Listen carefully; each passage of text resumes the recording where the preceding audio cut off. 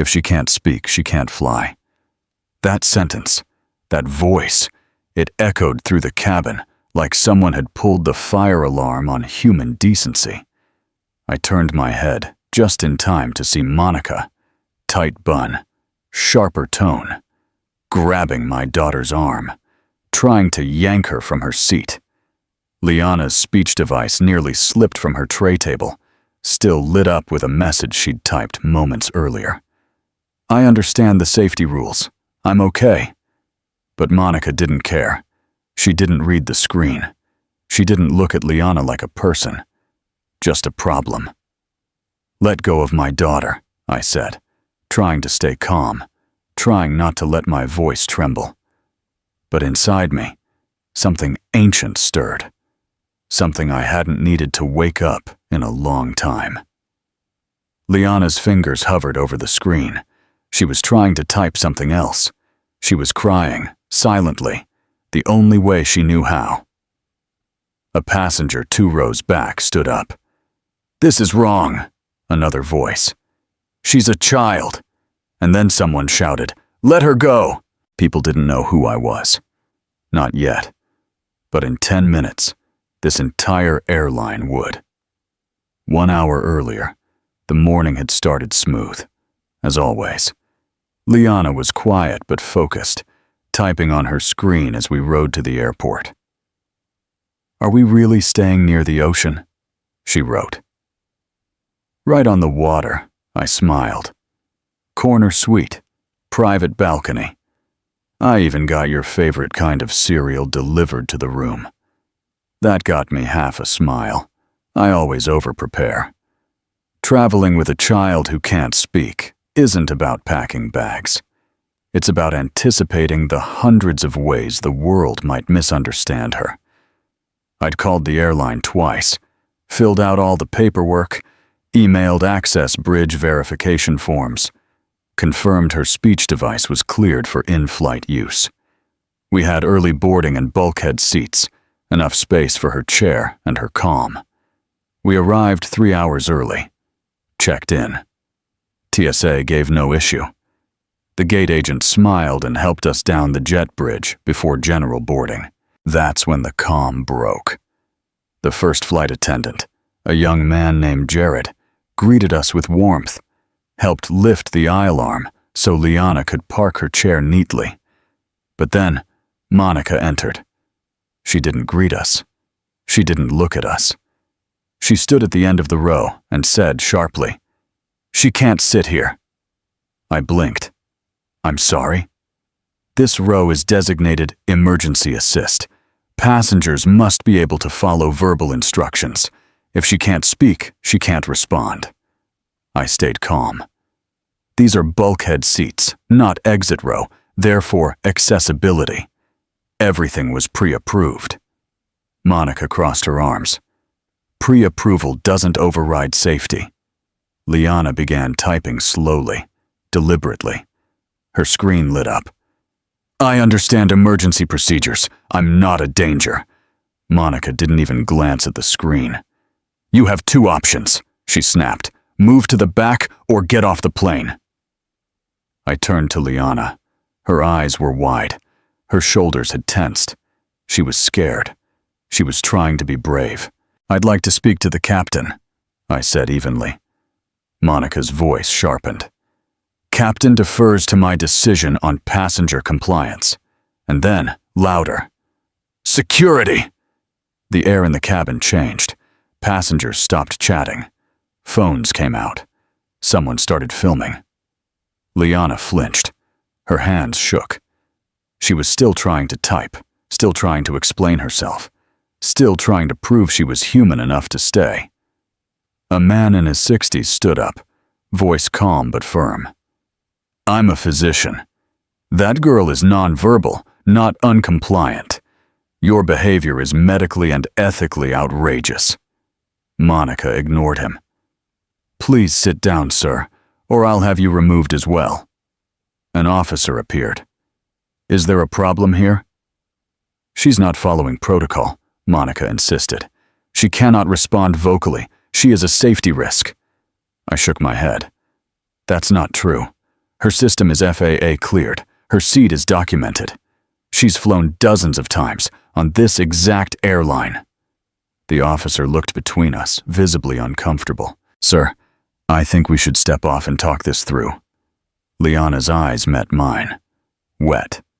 Exhausted. I nodded, not because I agreed, but because I knew the second I shouted, they'd win. I helped her into her chair. Jared, the kind attendant, whispered, "I'm sorry." Another passenger muttered, "This is disgusting." A woman said, "I'm not flying if she's not." We rolled off in silence, but the moment wasn't over. It was just waking up.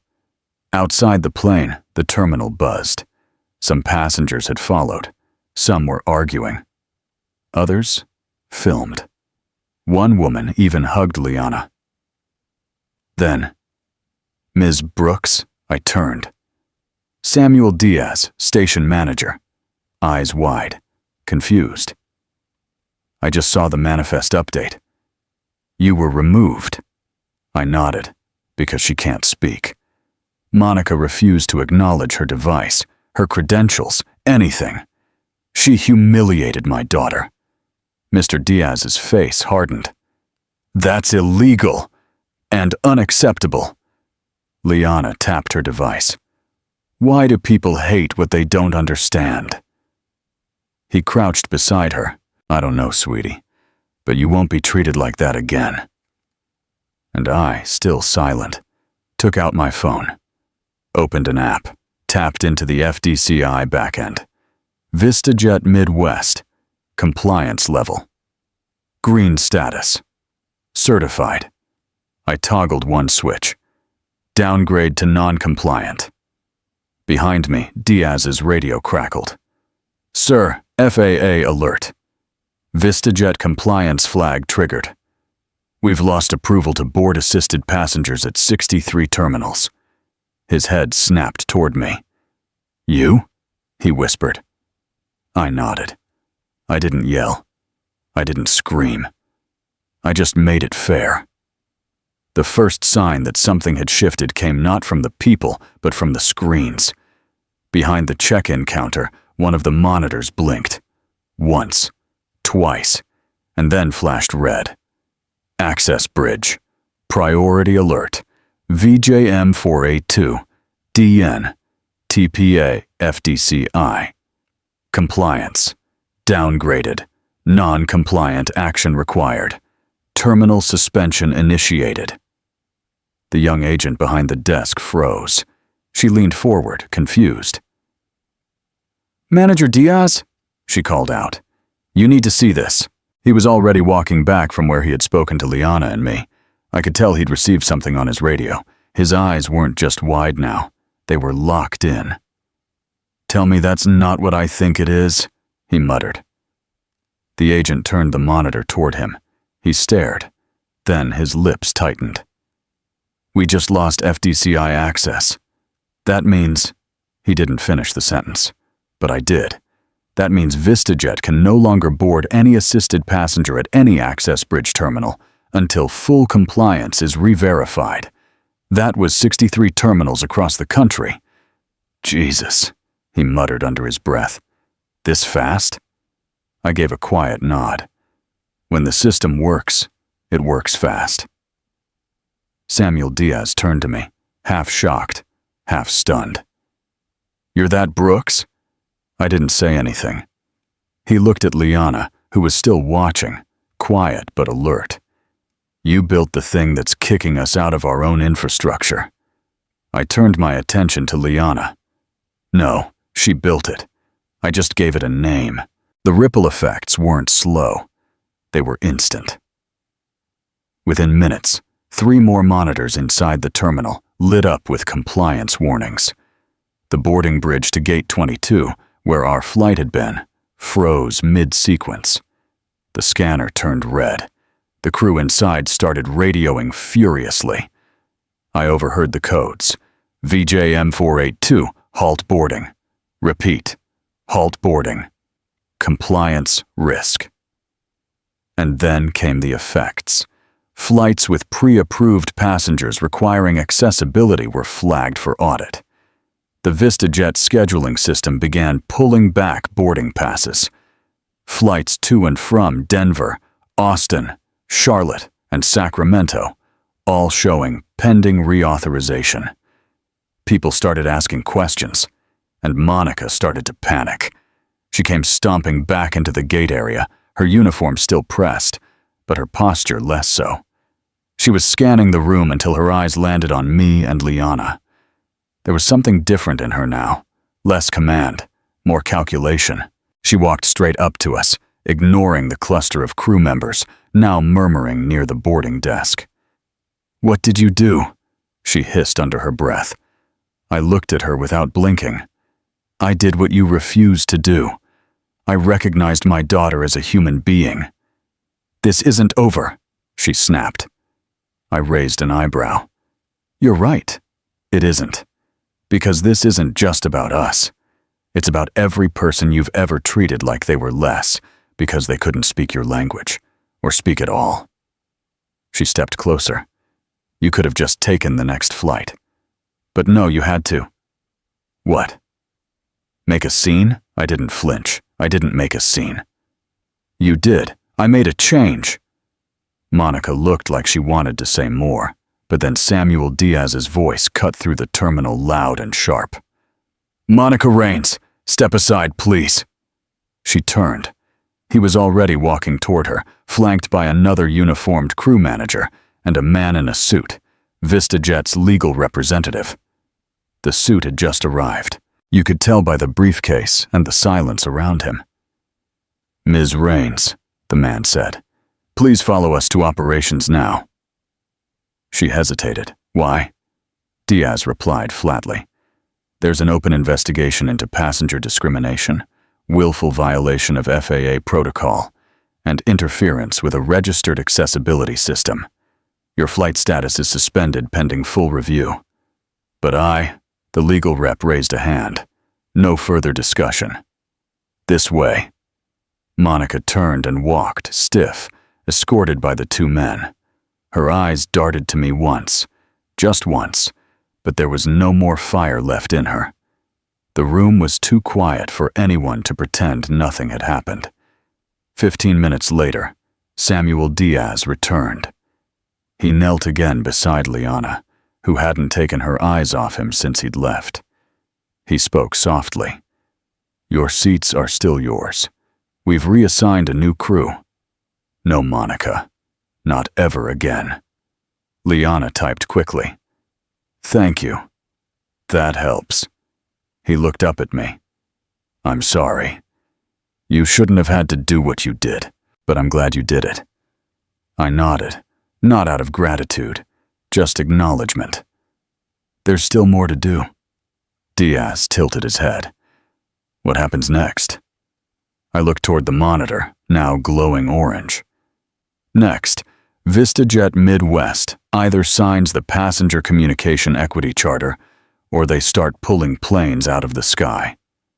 As we waited for reboarding, people slowly began approaching, one by one. A young woman in scrubs. "I work with nonverbal kids. What you did today, your daughter, people needed to see that. An elderly couple. Our grandson uses a tablet too. They tried something similar to him once.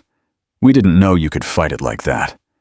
Even a teen boy, maybe 17, handed Liana a pack of gum and just said, "You're cool," then walked away like it meant nothing. But her smile said it meant everything. Back at the boarding gate, the reboarding began. Same plane, new crew. The new lead flight attendant, a woman in her 50s with a calm voice and clear eyes, greeted us personally. "Welcome back, Ms. Brooks. Liana, we're honored to have you." Liana typed, "Is this the same seat?" "Yes." The attendant smiled. "But we added a blanket, a snack basket, and your favorite drink. Hope that's okay." Liana gave a thumbs up. Her fingers started typing again. This is the first time I felt heard.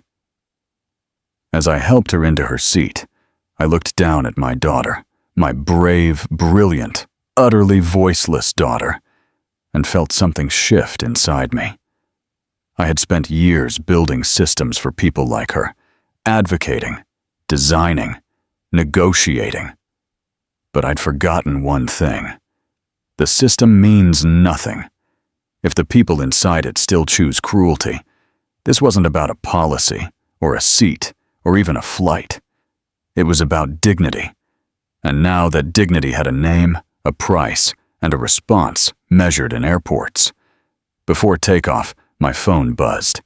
An alert from Access Bridge. FDCI. Update: 27 additional reports of non-compliant crew behavior logged. Charter escalation recommended. Do you wish to initiate system-wide audit?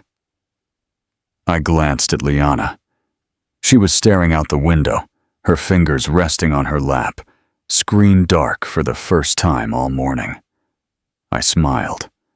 Yes, I typed. Initiate. When the plane finally touched down in Tampa, the air felt different.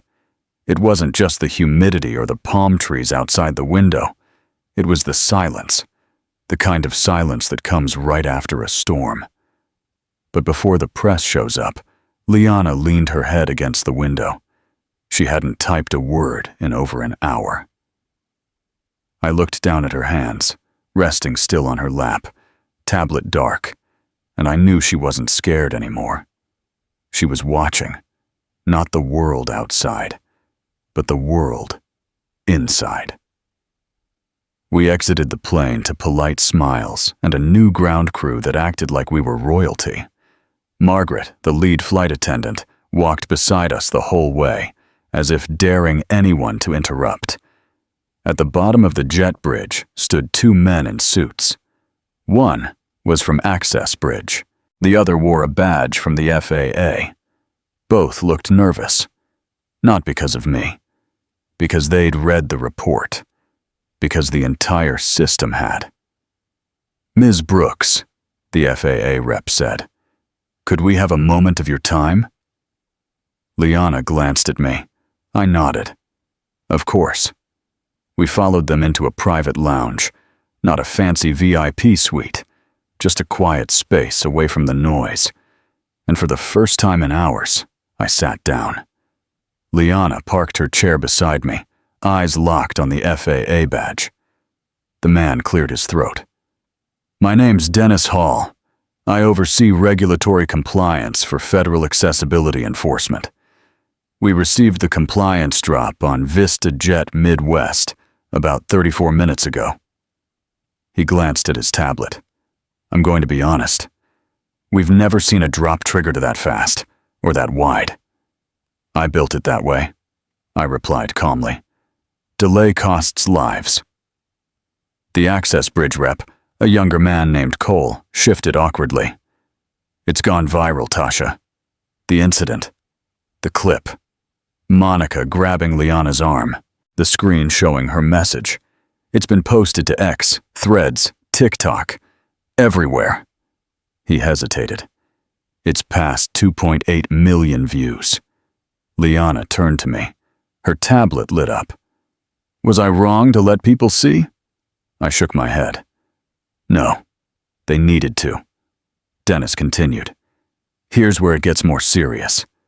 This morning, Monica's name triggered 4 additional passenger complaints. From previous flights, nonverbal passengers, elderly passengers, a veteran with a cognitive impairment. I looked him in the eye. Are they just now being reviewed? He didn't blink. No, they were dismissed. By her manager. Then the system's already failing, I said. He nodded slowly. Which is why we're not here to apologize. We're here to ask if you're willing to escalate, officially, to Senate committee oversight. I leaned back in the chair. That was fast. Faster than even I expected. Cole from Access Bridge spoke again. If you authorize full charter activation, we'd move from optional policy to mandated federal standard. That means all airlines, domestic and international operating on U.S. soil, would have to install and train on the cabin non-verbal communication system within 90 days. I looked at Liana. She was listening to every word, not breathing heavy, not panicking, just absorbing. Then she typed, "I think people need to feel what I felt, at least once, so they don't do it again." Dennis exhaled through his nose. "We're ready if you are." I nodded once. Trigger the charter. It took less than 10 minutes. Access Bridge sent the Tier 1 directive to their entire network. FAA issued a joint statement with the Department of Transportation. ADA, American Disability Association, posted their support minutes later. The official language read, "Effective immediately, any commercial airline operating within the United States must implement the Passenger Communication Equity Charter and install CNVC cabin non-verbal communication protocols across all aircraft. Failure to comply will result in temporary suspension from FDCI authorization and a formal federal inquiry into disability discrimination." Back at the terminal, press had already gathered. Cameras, boom mics, curious stares. I wasn't surprised. What surprised me was who stepped forward first. A woman, early 60s, walking with a cane. Her name tag read, Captain Elena Meyer. "I'm a retired pilot," she said, standing next to me, "and I wanted to tell you something in person."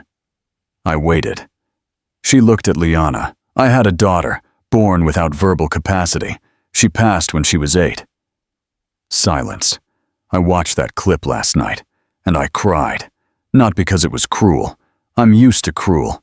I cried because you— She nodded at Liana. "You never once looked angry, only disappointed, like you expected better." Liana typed slowly. "I always expect better. From adults." Captain Meyer wiped her eye. "Today," she said, "you made the sky safer for kids who've never been heard before." "Thank you." And then came the surge. Mothers, teachers, veterans, passengers from that same flight. Even a VistaJet pilot walked over to shake Liana's hand.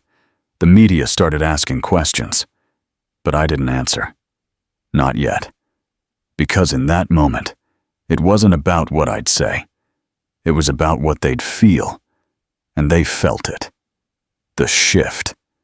Back at headquarters, VistaJet's board was in chaos. An internal email leaked within an hour. All 63 FDCI access terminals suspended for VistaJet Midwest.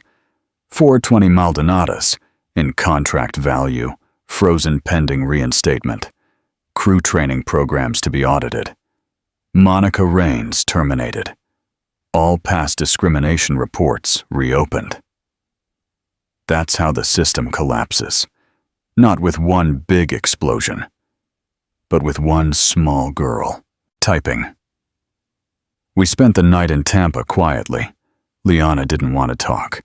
Not because she was upset, but because, for the first time in her life, she didn't need to explain herself. She belonged. Without proof. Without apology. I tucked her in, brushing back her hair like I had since she was a baby. She typed one last thing before turning off her screen. Today made me tired, but not sad. I kissed her forehead. "That's good." She smiled, then tapped again. "Do you think she'll be better now?" I paused. Maybe. Maybe not. "But now," I added, "there's a rule in place for the ones who won't be." 3 days after the incident, the video hit 10 million views. Not reposts, not edits. The original clip, Monica grabbing Liana's arm, the screen flashing. I understand the safety rules, the silent tears, and my stillness had reached nearly every corner of the internet. And Monica? Well, Monica was finally speaking. It started with a blurry Zoom interview on a local morning show. She sat in a plain room, hair down, face bare. the host, too polished to be neutral, led with, "Monica, thank you for joining us. Let's talk about the flight that's made national headlines." Monica gave a tight, tired smile. "First, I want to say, I never meant to hurt that girl. I was following protocol. That's what we're trained to do.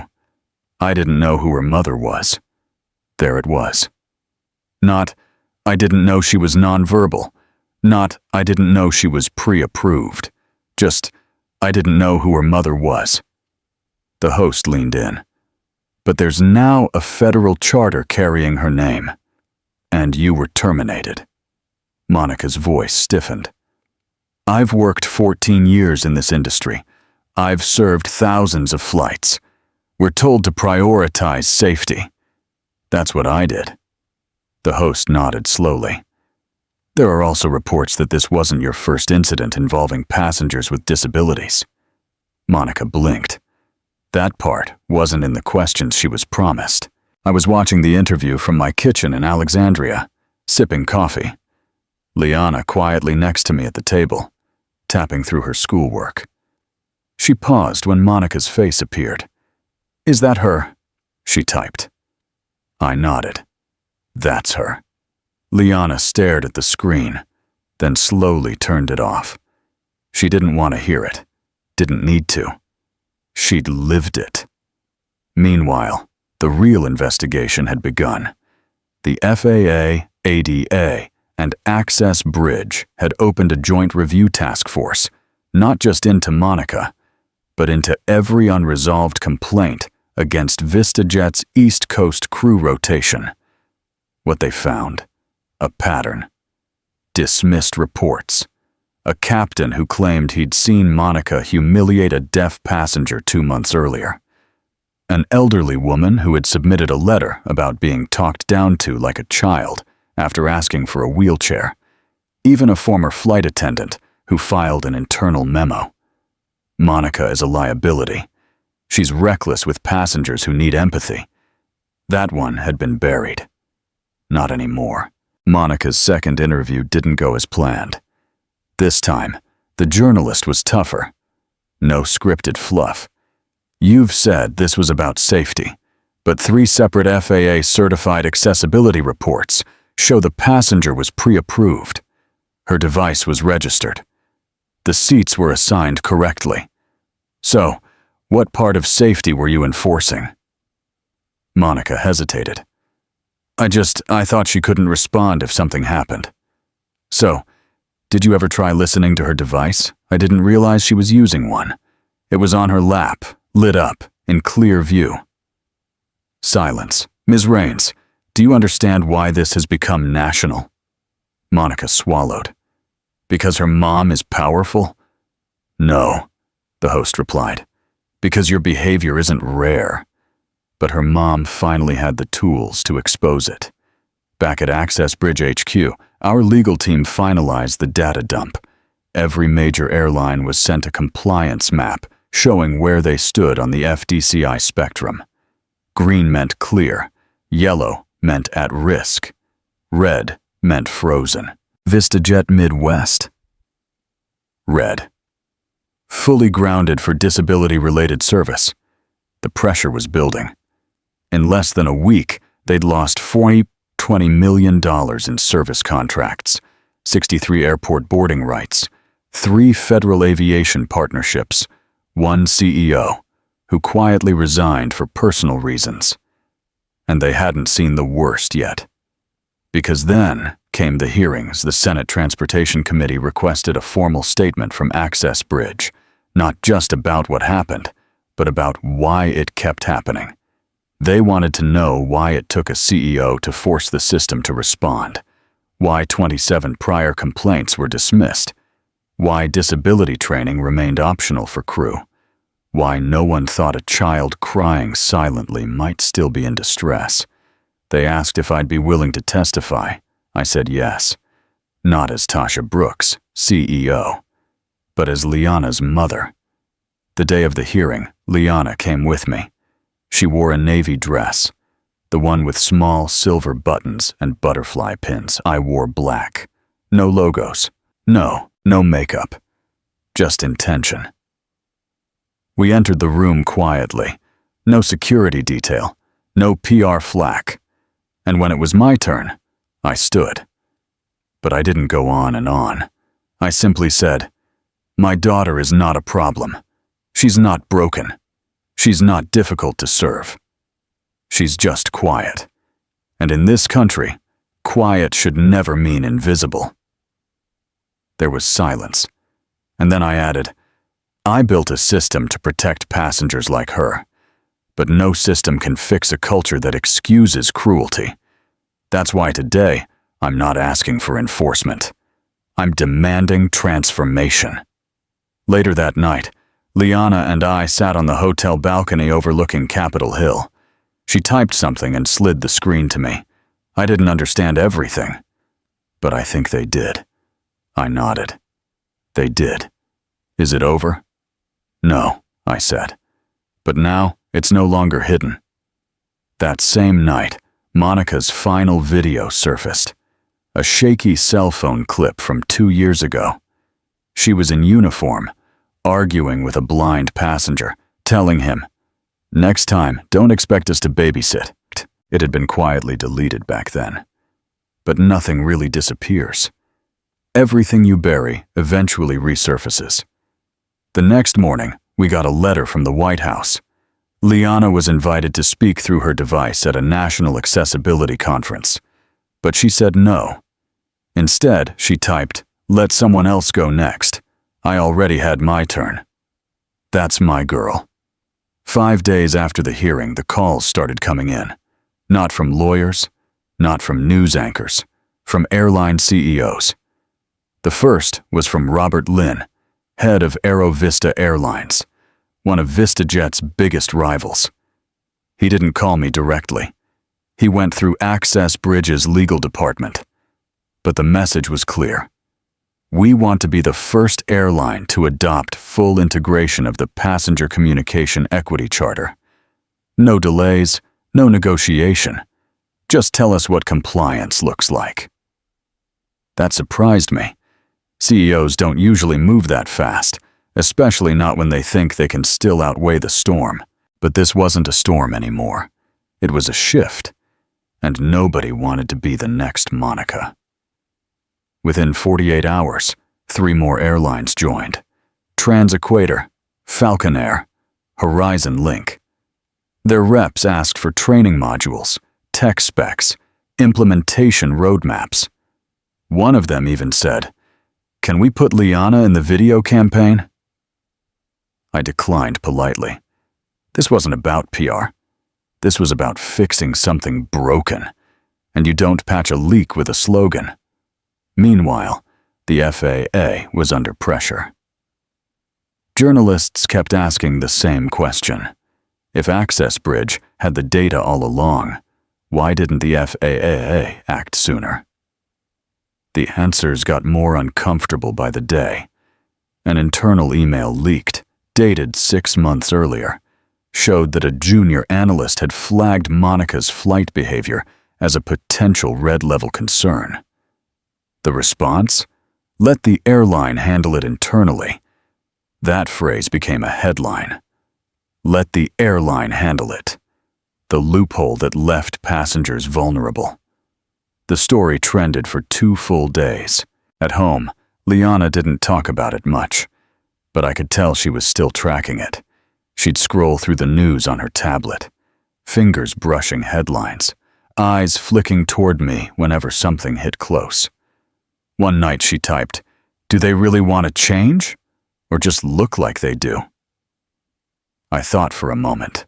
"Both," I said. But even pretending forces them to look at the truth. And sometimes, that's how real change starts. She nodded once, then tapped. So what's next? Next was data. Access Bridge released a public audit of 10 years' worth of accessibility records across 12 major airlines. How many passengers were denied boarding? How many ADA violations were reported? How many were followed up? How many quietly weren't? The numbers were ugly. Between 2012 and 2022, over 84,000 complaints related to passengers with disabilities had been filed. Less than 12% were escalated beyond a manager. Only 2.1% resulted in any form of disciplinary action. And in nearly 40% of the files, the reason for closing the case was passenger failed to comply verbally. The irony made me sick. But data speaks. And this time, the system listened. The Department of Transportation issued a new directive. All ADA-related flight complaints will now trigger independent review. Airlines no longer have sole authority in disability-related disputes. Boom. That one sentence restructured an entire layer of air travel. No more. Let the airline handle it. Now it was. Let accountability handle it. Meanwhile, VistaJet was still reeling. They tried damage control, quick fixes, interviews, corporate apology tours. Their new CEO, a woman named Elaine Watts, issued a full public apology. She looked directly into the camera and said, "What happened to Liana Brooks is not an isolated incident. It's a reflection of a culture we failed to monitor. That ends now." It was the right thing to say, but it was too late to say it alone, because the real shift wasn't happening at the top. It was happening in the crew rooms, the terminals, the places where Monica still worked, quietly, confidently, until now. One video surfaced from a training session at Aero Vista. A new flight attendant asked, "What happens if a passenger can't speak?" The instructor didn't hesitate. "You listen, just not with your ears." That line went viral again, and for once, it wasn't rage fueling it. It was relief. A week later, Access Bridge hosted a live webinar titled Equity at 30,000 Feet. Over 17,000 airline employees logged in. Liana sat beside me during the intro. I didn't plan on speaking. But halfway through, one of the panelists asked, "What would you say to crew members who still don't think non-verbal passengers can follow safety protocols?" Liana tapped, then tapped again, and turned the screen. "If you don't trust me to understand safety, why do you trust me to survive a crash?" Silence. Then applause. Even on mute, we could feel it through the screen. Later that evening, we received a message from someone unexpected. Not an airline, not a senator, a former passenger. It was just a short voice message. "Hi, my name is Michael. I'm 62. I use a communication board. Never talked to anyone on a plane in 20 years. But after what your daughter did, I told a flight attendant my name for the first time. She called me sir. That's new? Thank you." I played it twice. Liana didn't say anything. She just leaned against my arm. And that was enough. Meanwhile, FAA announced the next step. Not just training, certification. Flight attendants across the country would now be graded on passenger ethics and communication, including nonverbal response scenarios. It wasn't optional. It wasn't nice to have. It was federal. They called it the FDCI Ethics Index. The same system I'd helped build in theory, now implemented in law, and every crew member would have a score, not to punish them, but to protect the people they serve. By the end of the month, things had changed. Monica's incident was used in 5 training simulations. VistaJet Midwest stock dropped 32%. Liana's story became part of FAA's National Ethics Curriculum, and 12 new airlines reached out to Access Bridge with one question. Can we do better? The answer, of course, was yes, but only if they actually meant it. Back home, I found Liana at her desk, watching a live stream of a press conference. A reporter asked the Secretary of Transportation what made the tipping point happen. He paused, then said, "A child with no voice made the system speak." Liana looked at me, beaming. "Accurate," she typed. I laughed. "Yeah, not bad." She tapped again. "Do you think it'll stay this way?" I didn't answer right away. Because the truth is, nothing stays.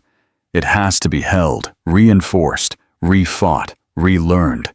But I looked at her, and I said, "Timpua." If we keep showing up. They met in a hotel ballroom in Dallas. No press, no recording, no official minutes. Just 19 executives from the top 12 airlines in North America, sitting in uncomfortable suits, drinking silent coffee. And the one thing on the agenda? What the hell do we do now? The room was tense. Not because they didn't see this coming, but because they did. And they still hoped it would blow over. The CEO of Skynova broke the silence first. He cleared his throat and said, "This isn't just about one flight attendant anymore. It's about perception. It's about control. And right now, we have none." Another exec muttered, "We lost $46 in bookings last week alone." Someone else added, "4 of our crew just quit. Said they were scared of getting filmed for doing anything wrong." That's what they were afraid of. Not the injustice, not the passengers, the camera. Meanwhile, somewhere across the ocean, the World Aviation Standards Summit was preparing its biggest panel yet. For the first time, they weren't inviting just policy experts or airline owners.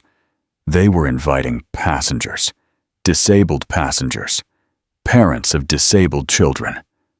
And sitting at the top of that invite list was Liana. Well, officially, it was addressed to Ms. Tasha Brooks, CEO of Access Bridge Holdings. But the letter made it clear we would be honored to hear a short message typed or read by Ms. Liana Brooks. She has reminded the world that ethics begins at eye level. I showed it to Liana while she was brushing her doll's hair.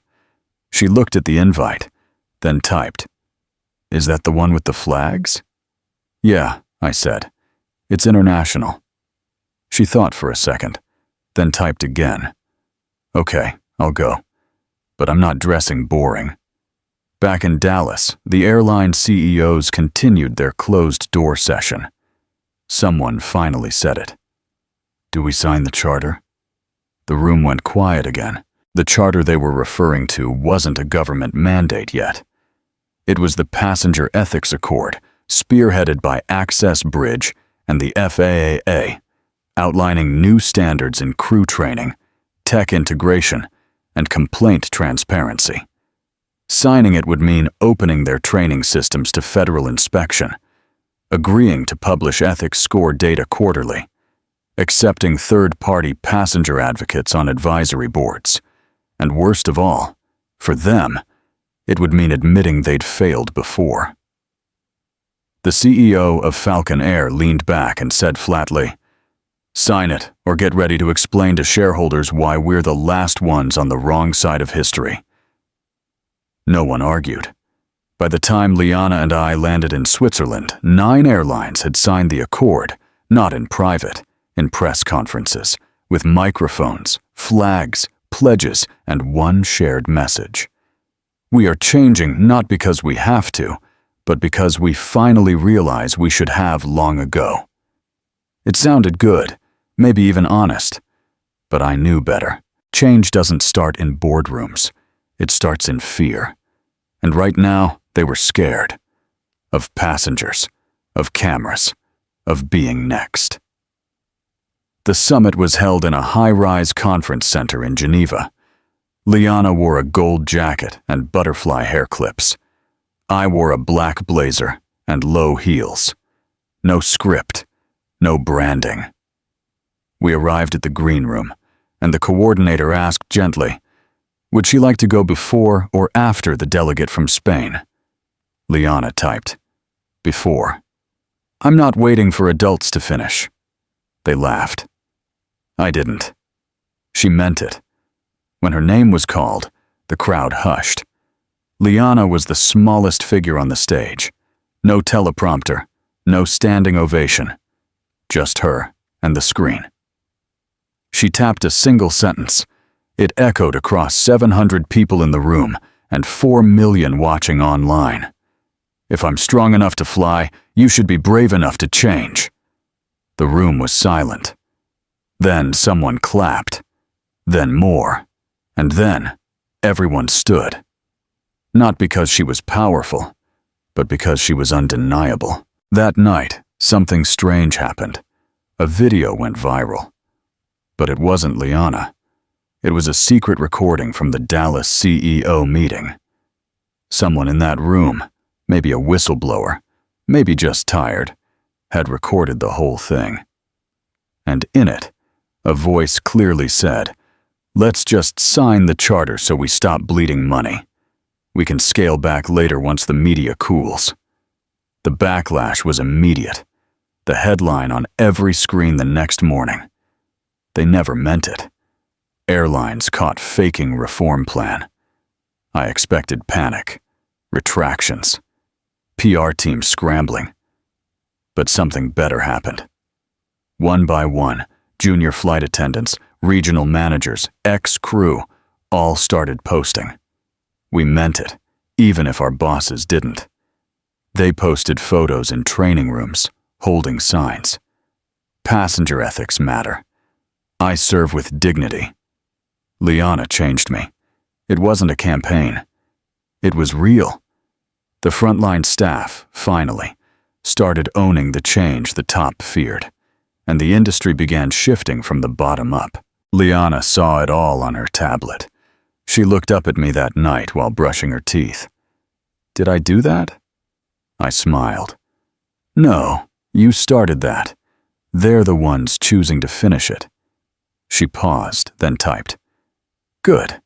I have school next week. I'm not fixing airplanes forever. The announcement came on a quiet Tuesday morning. Germany, Japan, and Canada, Brazil. 4 countries. 4 governments. 4 languages. One message. Effective January 1st, all domestic and international carriers operating within our airspace must adopt the Brooks Protocol. Non-compliance will result in operational suspension. It was real now. Global. Not just a U.S. story. Not just a one-time scandal. It was law. And the industry didn't take it well. Within 24 hours, 3 major international airlines issued public statements of compliance. But not everyone followed suit. VistaJet Midwest. They went dark. No press release, no update, no tweet. They just went silent.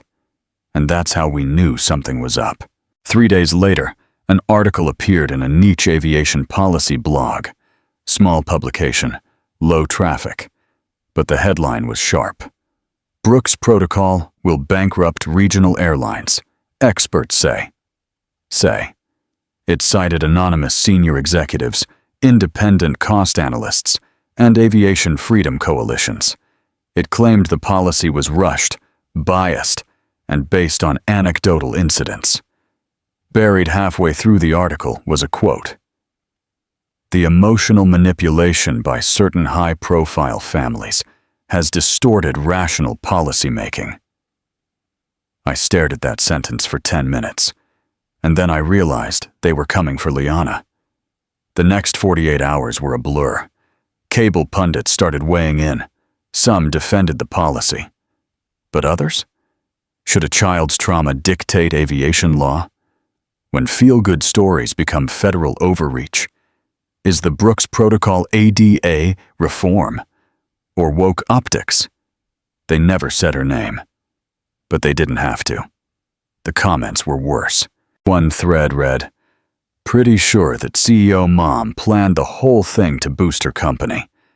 Another, "If the kid can't even talk, how do we know what really happened?" It burned. But not in the way I expected. Not as a mother. As a builder. I'd spent my life building systems that made invisible people visible. And now, They wanted to erase my daughter because she made them uncomfortable. Liana saw it. She didn't ask me. She didn't cry. She just walked over, grabbed her iPad, and typed, "Am I a problem now?" I swallowed hard, shook my head. "No, baby. You're the solution they're scared of." She nodded once, then typed, "Then they should be scared louder." That night, someone leaked an internal VistaJet Midwest memo. It had been distributed to all management-level staff under the title, Strategic Framing in Ethics Reform Era. Translation: a playbook on how to survive reform without actually changing. Some of the bullet points: delay onboarding new compliance tech to Q3 2026. Reclassify complaints to training advisory status to avoid FDCI scoring impact. Public-facing staff must refer to Brooks Protocol as pilot initiative. Avoid referencing Liana Brooks by name in any media inquiry. That last line, that was the one that did it. The backlash reversed. Twitter exploded. This child stood up to the system, and now the system's trying to bury her. I was neutral before, not anymore. Hashtag stand with Liana. VistaJet wants her name off the airwaves? Let's put it on every screen. In 12 hours, the hashtag had Brooks Protocol hit 20 million uses. A TikTok clip of Liana's summit quote, "If I'm strong enough to fly," got reposted with the caption, "She didn't speak to be a hero. She typed to survive." It was no longer about airline reform. It was about who gets to be heard and who gets erased when they finally are. The FAA responded swiftly. They issued a cease and desist letter to VistaJet Midwest's regional division. Any policy designed to obscure or delay compliance with federal accessibility standards will be considered an act of procedural sabotage and treated as a breach of operational ethics. That same day, 4 whistleblowers from VistaJet's HR department came forward publicly. They provided screenshots of internal chats where regional leaders mocked ADA training modules, and in one case, labeled the incident with Liana as a minor embarrassment blown out of proportion. That line made headlines, but while the internet was busy defending Liana, she retreated. She stopped checking her tablet, stopped going to her physical therapy sessions, stopped eating at the table. I found her curled up in a reading chair one night, blanket around her knees, looking small again. I sat next to her and whispered, "You want me to make it stop?" She didn't type anything, just shook her head slowly, then finally tapped. "I want to keep going, but it's too loud right now." The next morning, I turned down 2 interviews. I told the network producers, "No more spotlight. She's not your headline. She's a human." But she surprised me that afternoon. She walked into my home office, holding her tablet, typed one word, "Script." I turned. Script for what? A message. My words, not yours. I waited. She typed for 20 minutes, deleted, typed again, then handed it to me. The next day, Access Bridge posted a 57-second video across all platforms. It opened with no music, no logo, just Liana, sitting calmly in her yellow hoodie, the tablet in her lap, and her typed message, spoken by a clear narrator voice. They say I shouldn't be part of the law, but I was part of the flight. They say I'm too small to change the system, but the system changed when it touched me. You don't have to like me. You just have to stop hurting people like me. Then, fade to black. No hashtags, no CTA. Just silence, and the world listened. The letter came in a cream envelope with a red seal. No branding, no subject line, just a return address from The Hague. I opened it cautiously. Inside, a single printed message. Ms. Tasha Brooks, we respectfully invite your daughter, Ms. Liana Brooks, to deliver a voluntary statement, verbal or written, before the International Coalition on Passenger Rights and Accessibility. This testimony will become part of the Permanent Aviation Ethics Charter submitted to the United Nations. There was no signature, just the seal of the ICPRE and a quiet request. She changed the conversation. Now, let her change the law. I sat with the letter for a full hour before saying a word. Part of me was proud. Part of me was terrified, because this wasn't just news coverage anymore.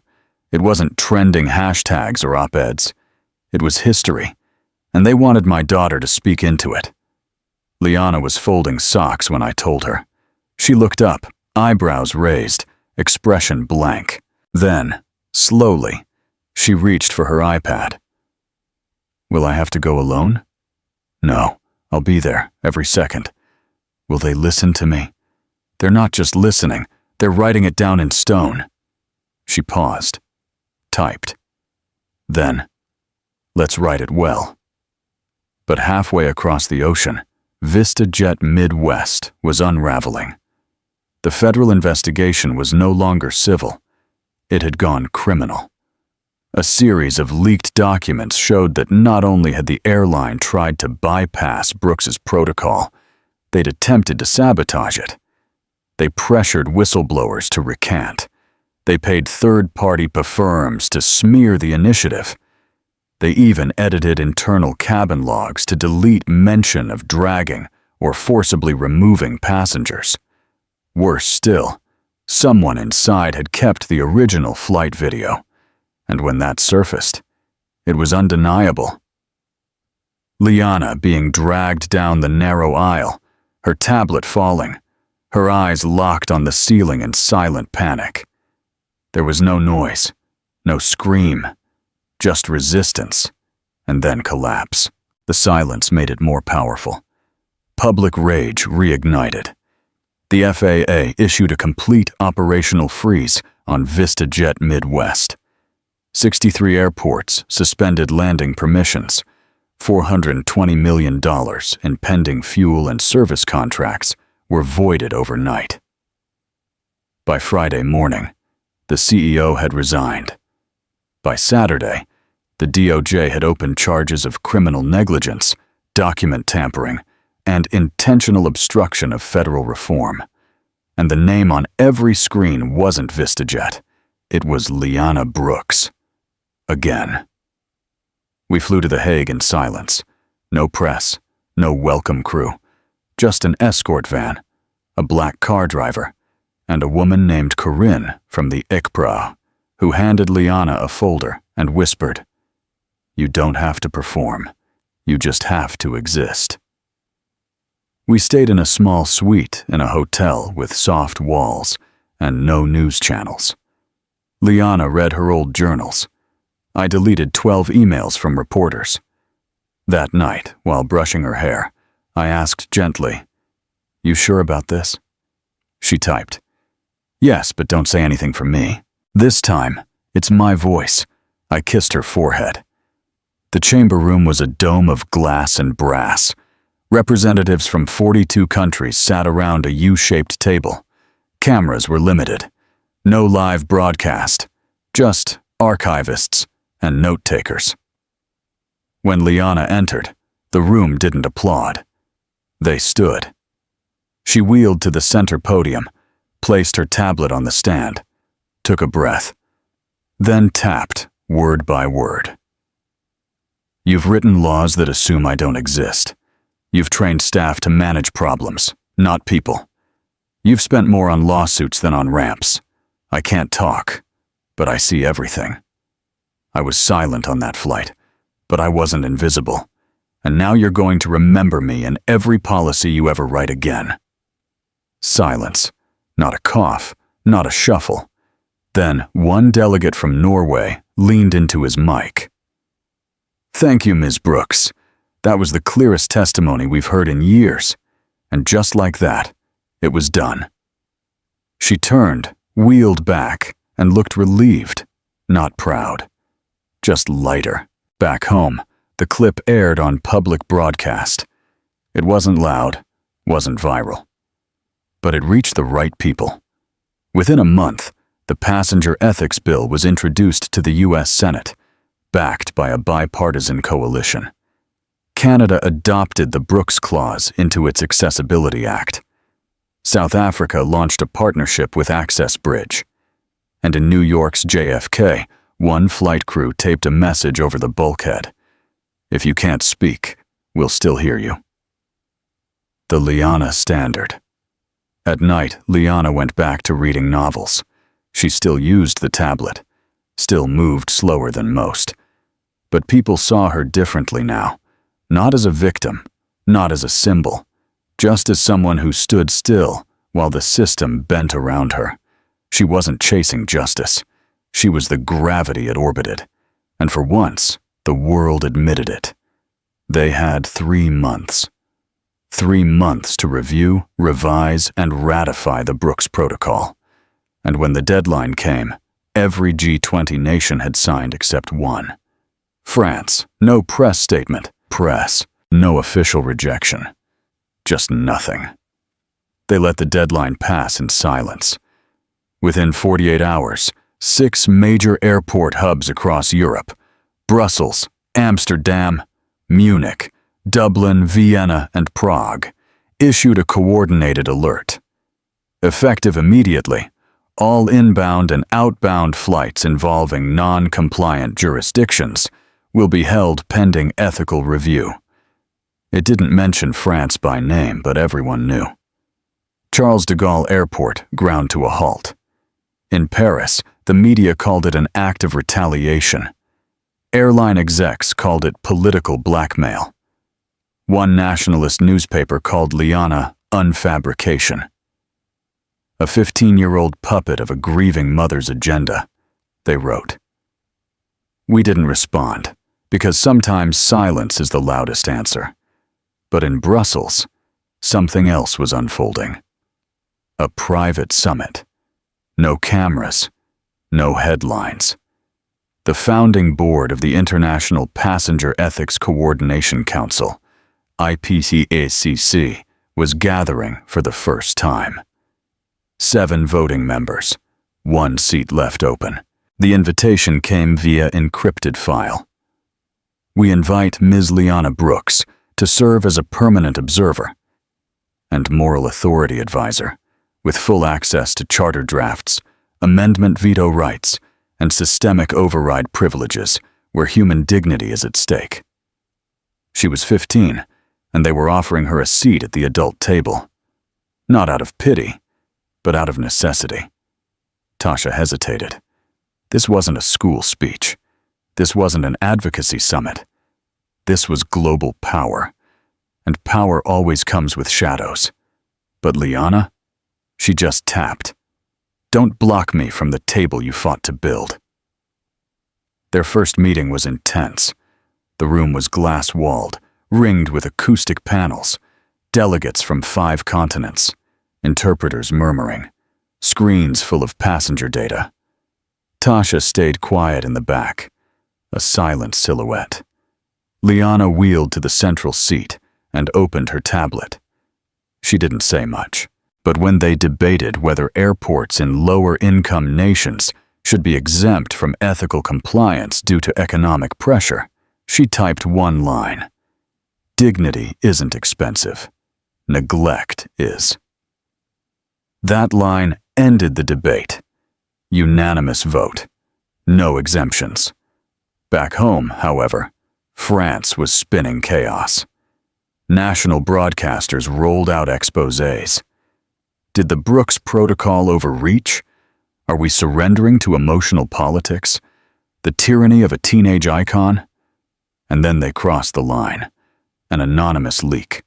A photo of Liana, age 9, being carried by airport staff after a minor seizure. Caption: Is this the face of the next global regulator? It wasn't journalism. It was humiliation. The backlash came fast. Germany pulled airspace sharing agreements with France. Canada froze bilateral training exercises. And over 300,000 passengers signed a petition to boycott French carriers until the protocol was adopted. But Liana, she didn't ask for revenge. She just tapped one sentence. Systems fail when they're afraid of the faces they hurt. Tasha knew what that meant. This wasn't just about France anymore. This was about setting precedent, that no country, no carrier, no executive was above the human beings they carried. And then came the unexpected. A delegation from French civil aviation reached out, privately. No press, no lawyers, just two people. They requested a private walkthrough of an Access Bridge partner facility, one that had fully implemented the Brooks Protocol. Tasha agreed, on one condition. Liana would lead the tour. The walkthrough lasted 3 hours. Liana didn't speak. She just guided, showed them. The tactile seating path, the non-verbal alert bracelets, the in-cabin silent reporting system, the multi-language ethics interface. She paused at the final station, pointed to a screen that read, "This seat recognizes your existence, even if others don't." And she typed, "It's not tech, it's respect." The French officials nodded, quietly, and left without comment. 5 days later, the French Prime Minister issued a national address. "We acknowledge the need for dignity to guide our transportation future. We will sign the Brooks Protocol, not as submission, but as a statement of who we choose to become." And just like that, the last domino fell. At JFK, a new plaque was unveiled, in honor of the passenger who couldn't speak, but changed what air travel means for us all. The Liana Brooks Standard, 2025. Passengers took photos. Flight crews wiped their eyes. And across 63 airports, her name became more than a protocol. It became policy. What would you do if your child was dragged off a plane and the world stayed silent?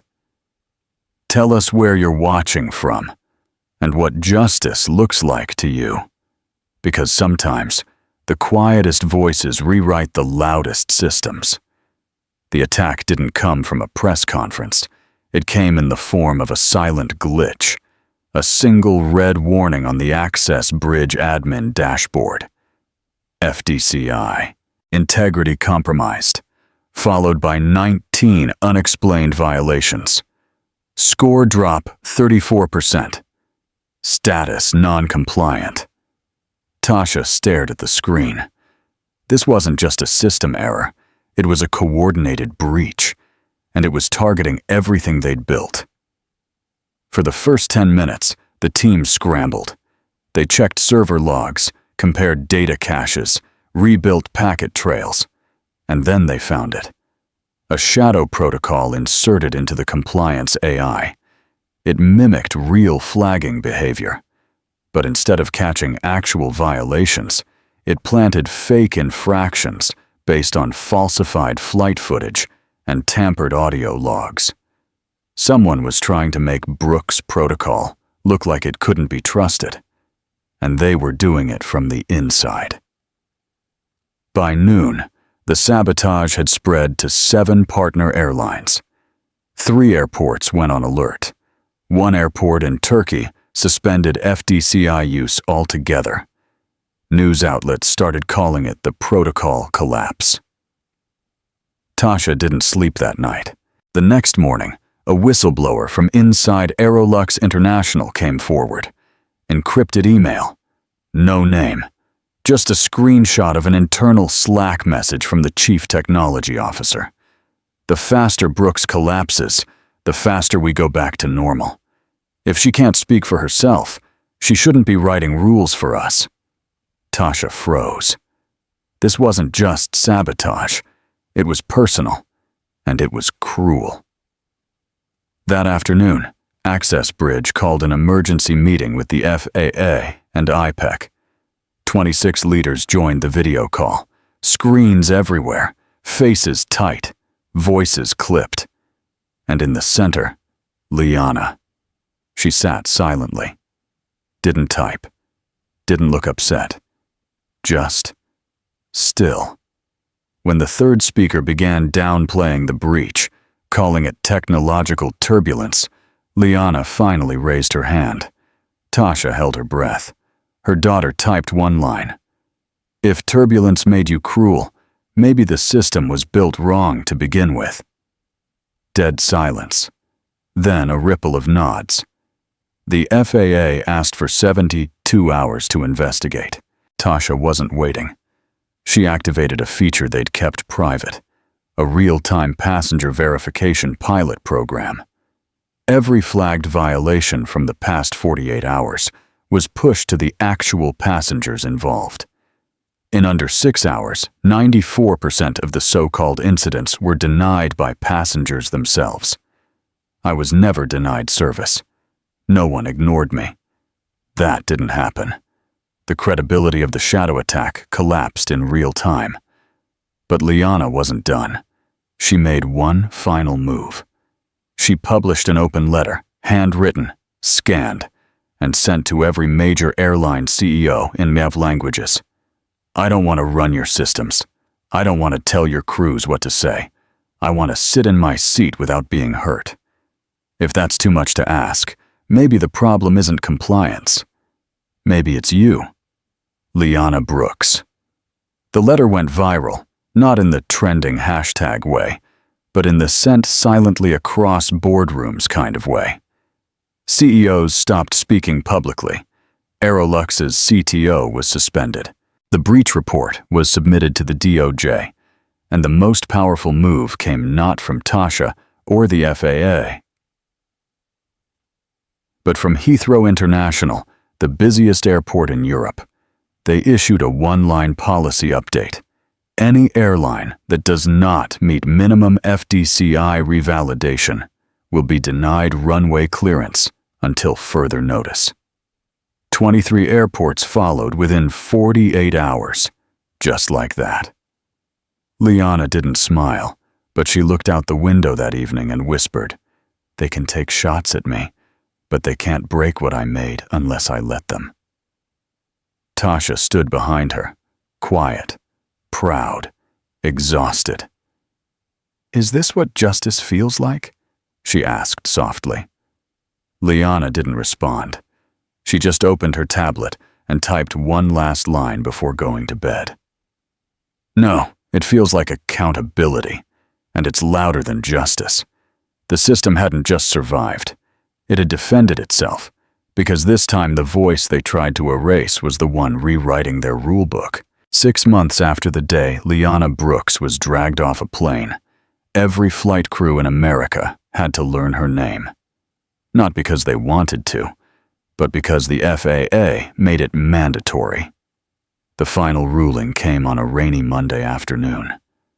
Tasha had just finished reviewing her 77th compliance proposal when her phone lit up. A single-line message from the FAA ethics director. Full adoption approved. FDCI now a condition of certification for all domestic and international operators. That meant one thing. Any airline that wanted to land on U.S. soil had 90 days to install, train, and prove live compliance with the Federal Disability Compliance Index, or be stripped of flight authority. And they weren't alone. ICAO, International Civil Aviation Organization, issued a near-identical mandate. EASA in Europe followed. Skyshore, the global aviation insurance body, announced they would no longer insure airlines that failed to pass FDCI audit. The dominoes weren't just falling, they were enforcing each other. In internal airline briefings, managers groaned. Some claimed it would slow onboarding. Others said it would confuse legacy crews. One executive wrote, "We're being held hostage by the feelings of a mute teenager." That executive was fired the next day, publicly, by the board. In a shareholder live stream, the announcement read, "Vision requires empathy. If your leadership lacks both, you do not belong in aviation." It was the most expensive personnel decision in company history, but it saved them $130 million in compliance delays. While the industry scrambled, Liana and Tasha were quiet. They didn't gloat. They didn't speak to media. Instead, they focused on the next layer of change, because FDCI handled infrastructure. But the next battle was about behavior. That's when they unveiled it, quietly, and with almost no press. A 9-page PDF sent directly to regulators, airports, and airline boards. No branding, no logos, no signatures. Just a title.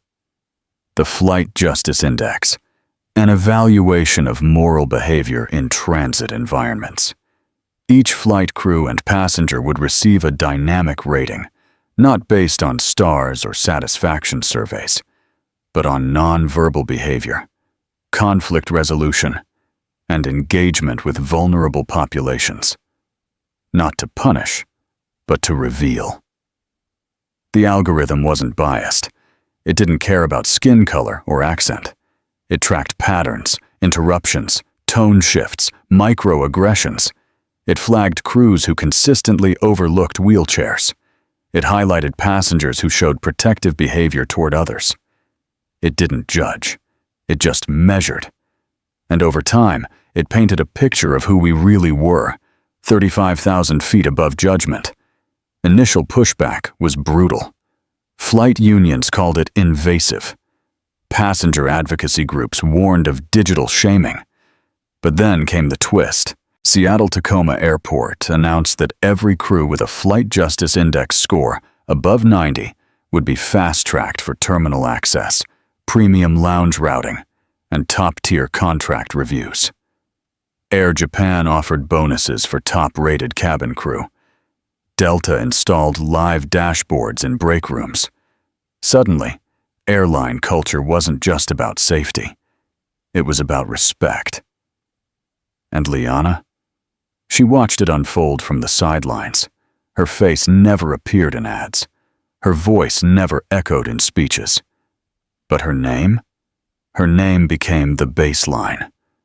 This crew scored 87 on the Liana standard. This airline just dropped below the Brooks benchmark. Passenger complaint rate against flight justice rating is inconsistent. Re-audit recommended. It wasn't just protocol anymore. It was identity. The final change came during a panel summit in Geneva.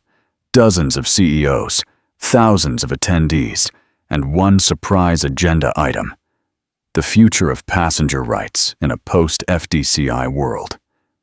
Tasha wasn't on the panel. Liana wasn't even invited. But as the summit opened, a moderator took the stage and said, "Before we begin, we would like to acknowledge the individual whose silent resistance became the loudest reform in aviation history." Then came the slide.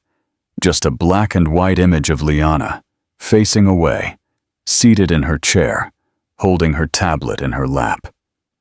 No caption, no quote, just her. And the audience stood up, quietly, together. The seatbelt sign had just turned off when Tasha glanced sideways. Liana was already settled, tablet in hand, stylus resting lightly between her fingers.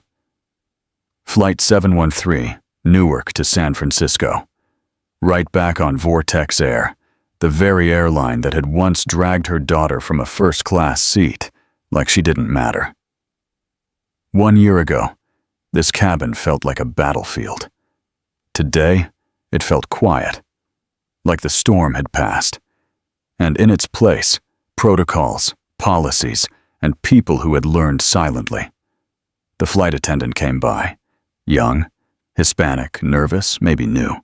She leaned gently toward Liana, with a practiced, respectful smile. "Hi there, my name's Anna. Just wanted to check, would you prefer to communicate through your tablet today? Or would you like to show me your preferences manually? No pity, no tension, just kindness, without the performance. Liana nodded, typed quickly. Tablet is perfect. Thank you. Anna smiled again. Anytime, you let me know if you need anything else. She walked off, no lingering glances, no awkwardness, just dignity. An hour into the flight, a man across the aisle grew irritated. Middle-aged, loud, restless. He snapped at another flight attendant.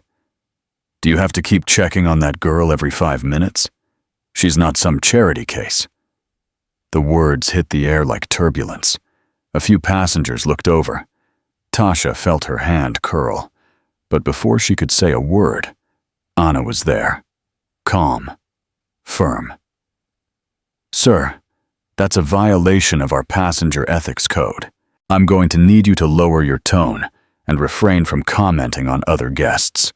Are you serious right now? The man scoffed. Very.